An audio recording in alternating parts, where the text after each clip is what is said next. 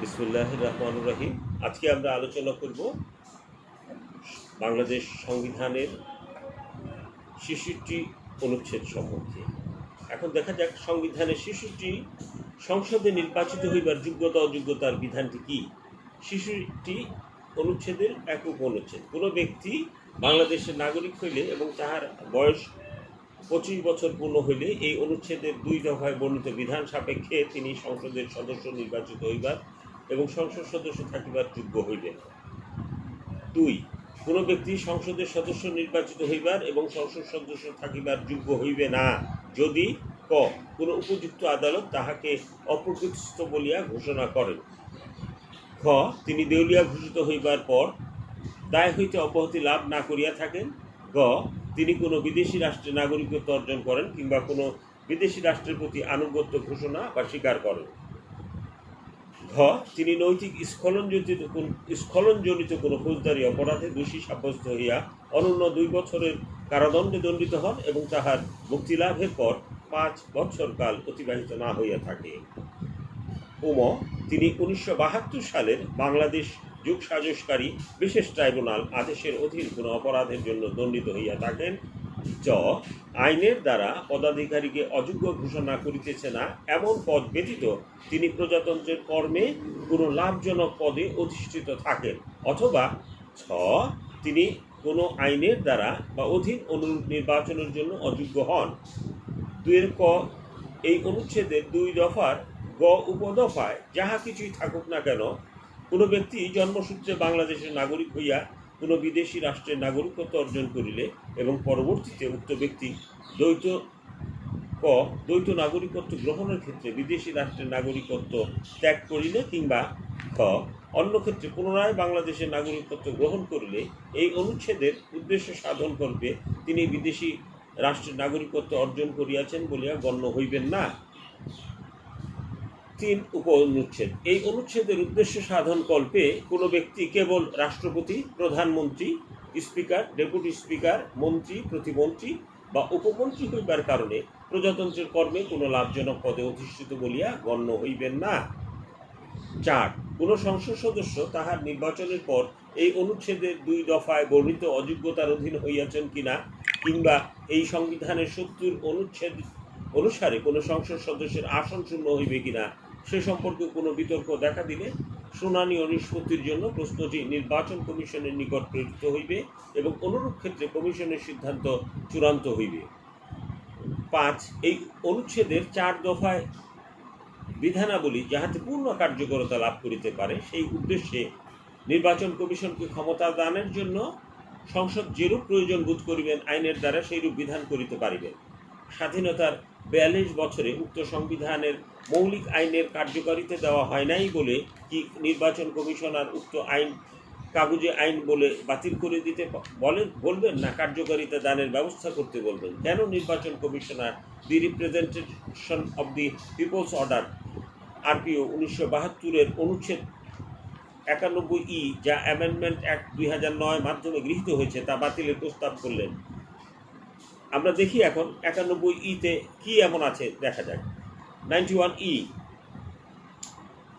Sub article 1 notwithstanding anything contained in this order or rules, if it appears to the Commission on receiving any information from any source or a written report that any contesting candidate or his agent or any other person on his behalf by his order or under his direct or indirect consent engages or attempts to engage in any serious illegal activity or violates or attempts to violate any provision of this order or rules or code of conduct for which he may be disqualified to be elected as a member, the Commission may pass an order for an investigation of the matter, giving the contesting candidate a reasonable opportunity of being heard. Sub-article 2. After receiving the investigation report under clause 1, if the Commission is satisfied that the report was true, the Commission may, by a written order, cancel the candidature of such candidate, and in that event, the election shall be held among the other contesting candidates of the concerned constituency and where only one person remains as a contesting candidate because of cancellation of candidature of the other contesting candidate, election shall be held under Article 17 for that constituency. Any order made under Clause 2 shall be sent to the concerned candidate or his election agent by hand or by fax or by email or by courier service or by any another possible means. 4. The order made under Clause 2 shall immediately be sent to the returning officer, presiding officer and other contesting candidate and the political party that has nominated such candidate. 5. The order made under Clause 2 shall be notified in the official gazette and in any other manner which the commission thinks fit. এই আইনটি নির্বাচন কমিশনকে নির্বাচনের পূর্বেই প্রার্থিতা বাতিলের ক্ষমতা দিয়েছে। ওই আইনটির পর হলফনামায় মিথ্যা তথ্য প্রদান বা তথ্য গোপন বন্ধ করিবার জন্য 91F নতুন সংশোধনীর প্রস্তাব করা হয়েছিল, যাহা নিম্নরূপ: ভলিউম PO নম্বর 155 of 1972 এর 91F এরপর নিম্নরূপ আর্টিকেল 91F নতুন সংযোজিত হইবে, যাহা 91F1 notwithstanding anything contained in this order or any other law for the time being in force, any contesting candidate or voter of the concerned constituency may, after the expiry of the period specified for filing election petition before the tribunal during the tenure of the parliament, submit a written application to the commission stating that the returned candidate has concealed or furnished any false information in his affidavit filed under Clause 3B of Article 12 for which he was disqualified for election and as such for being a member of the parliament. 2. Upon receipt of an application under Clause 1, the commission may, by order for holding an inquiry into the matter by a competent agency, who shall submit on completion of such inquiry written report to it. 3. After receiving the inquiry report under Clause 2, if the commission is satisfied that the allegation as made in the application are true, it may give the returned candidate a reasonable opportunity of being heard.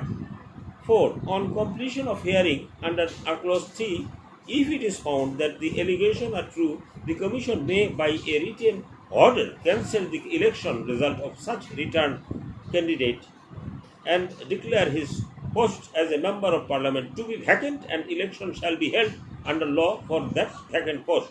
The order and declaration made under Clause 4 shall be notified in the official gazette.